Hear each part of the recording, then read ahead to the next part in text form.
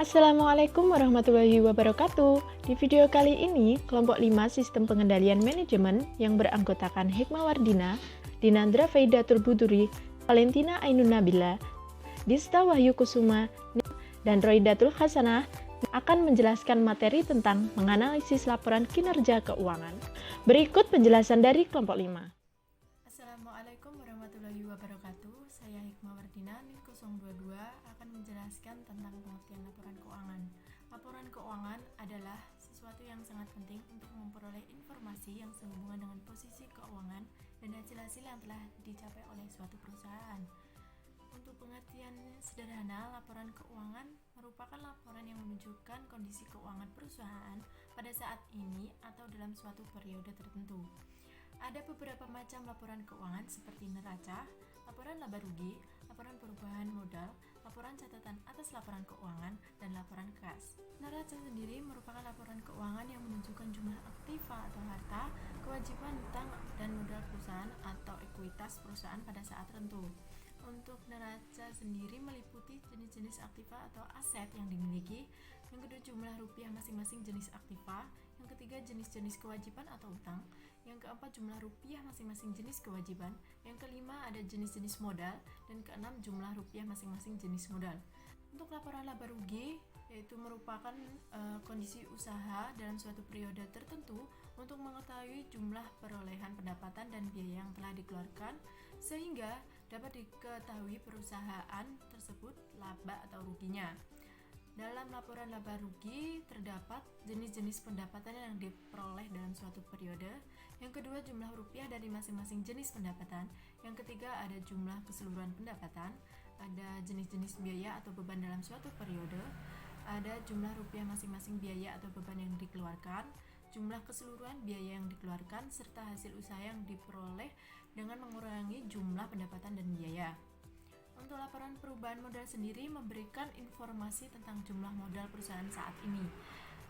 Laporan perubahan modal berkaitan dengan jenis-jenis dan jumlah modal yang ada saat ini, jumlah rupiah tiap jenis modal, yang ketiga jumlah rupiah modal yang berubah, sebab-sebab perubahannya modal, dan jumlah rupiah modal sesudah perubahan. Untuk laporan catatan atas laporan keuangan merupakan laporan yang dibuat berkaitan dengan laporan keuangan yang disajikan. Untuk laporan arus kas merupakan laporan yang menunjukkan arus masuk dan arus keluar di perusahaan. Arus masuk merupakan pendapatan atau pinjaman dari pihak lain, sedangkan arus keluar merupakan biaya yang dikeluarkan perusahaan. Selanjutnya saya akan menjelaskan tentang tujuan penyusunan laporan keuangan. Laporan keuangan sangat diperlukan untuk mengukur hasil usaha dan perkembangan perusahaan dari waktu ke waktu dan untuk mengetahui sudah sampai mana perusahaan tersebut bisa mencapai tujuannya. Menurut Witten yang berpendapat bahwa tujuan dari penyusunan laporan keuangan adalah yang pertama, untuk menyediakan informasi yang berguna untuk membuat keputusan investasi dan kredit. Yang kedua, membantu dalam memperkirakan arus kas di masa depan. Yang ketiga, mengidentifikasi sumber daya ekonomi atau aset. Yang keempat, sebagai penyedia atas informasi yang berhubungan dengan posisi, kinerja, dan perubahan posisi keuangan suatu perusahaan yang bermanfaat sebagai pengambilan keputusan ekonomi perusahaan. Lalu menurut Kasmir, tujuan penyusunan laporan keuangan adalah yang pertama, untuk memberikan suatu informasi perihal jenis dan jumlah aktiva atau harta yang dimiliki oleh perusahaan pada saat ini. Yang kedua, untuk memberikan informasi perihal jenis dan jumlah kewajiban atau modal yang dimiliki oleh perusahaan pada saat ini. Yang ketiga, untuk memberikan informasi perihal jenis dan jumlah pendapatan yang diperoleh pada suatu periode tertentu pada sebuah perusahaan. Yang keempat, untuk memberikan informasi perihal jumlah biaya dan jenis biaya yang dikeluarkan perusahaan dalam suatu periode tertentu. Lalu yang kelima, untuk memberikan informasi perihal perubahan-perubahan yang terjadi terhadap aktiva, pasifah, dan modal perusahaan. Yang keenam, untuk memberikan informasi perihal kinerja manajemen perusahaan dalam periode akuntansi. Yang ketujuh, untuk memberikan informasi tentang catatan-catatan atas laporan keuangan. Lalu yang kedelapan adalah untuk mengetahui informasi Assalamualaikum warahmatullahi wabarakatuh. Perkenalkan, nama saya Valentina Ainun Nabila, NIM 025. Di sini saya dari kelompok 5 akan menjelaskan mengenai prinsip-prinsip laporan keuangan. Dalam APB statement nomor 4 dijelaskan bahwa ada beberapa prinsip dalam laporan keuangan. Di antaranya yaitu yang pertama ada entitas. Nah, di sini berarti laporan keuangan itu hanya berfokus pada suatu perusahaan tertentu. Yang kedua ada kontinuitas operasi. Nah, perusahaan yang dilaporkan keuangannya itu harus dipastikan dapat beroperasi dalam masa yang akan datang. Yang ketiga ada pengukuran. Pengukuran di sini berarti akuntansi adalah sebagai media pengukuran sumber-sumber ekonomi. Nah, akuntansi harus mengukur hasil transaksi dan ukuran yang dipakai adalah unit moneter.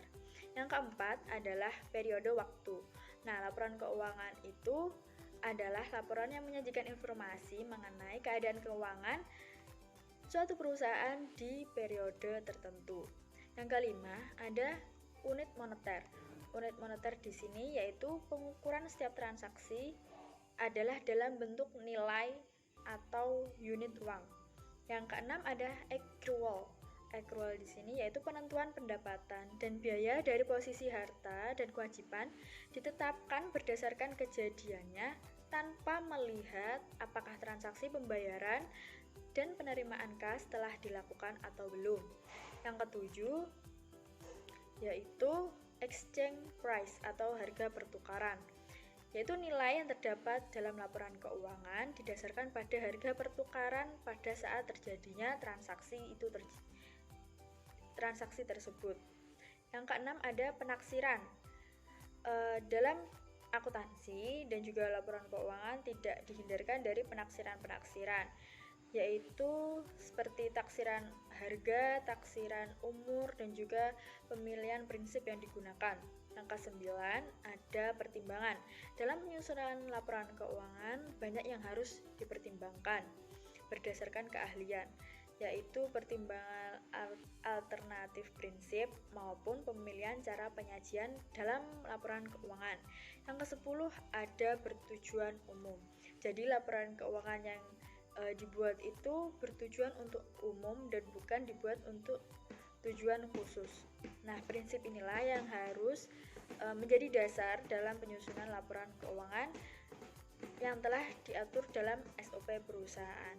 Saya Dinandra Faidatul Buduri, NIM 023. Di sini saya akan menjelaskan mengenai analisis laporan keuangan. Jadi, dilihat dari pengertiannya, analisis laporan keuangan merupakan proses untuk mempelajari data-data keuangan agar dapat dipahami dengan mudah untuk mengetahui posisi keuangan, hasil operasi, dan perkembangan suatu perusahaan dengan cara mempelajari hubungan data keuangan serta kecenderungannya terdapat dalam suatu laporan keuangan.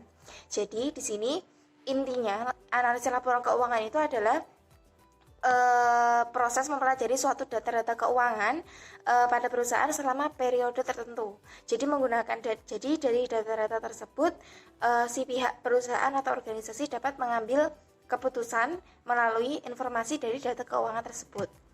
Selanjutnya yaitu tujuan dari analisis laporan keuangan. Di sini ada 6 tujuan, tapi kita ambil intinya saja. Jadi inti dari tujuan analisis laporan keuangan adalah memberikan informasi laporan keuangan secara mendetail, secara rinci, mulai dari kas masuk, kas keluar, dan sebagainya. Dan di situ dari informasi keuangan tersebut, pihak manajemen perusahaan, baik pihak intern maupun pihak ekstern bisa mengambil keputusan. Jadi contohnya pihak manajer bisa mengetahui perkembangan dari perusahaan melalui analisis laporan keuangan yang telah dibuat selama periode tersebut. Contohnya lagi dari pihak ekstern, misalkan kreditur. Kreditur membutuhkan laporan keuangan ini untuk dijadikan sebagai acuan dalam pemberian jaminan kredit bagi perusahaan terkait. Selanjutnya yaitu jenis-jenis rasio keuangan.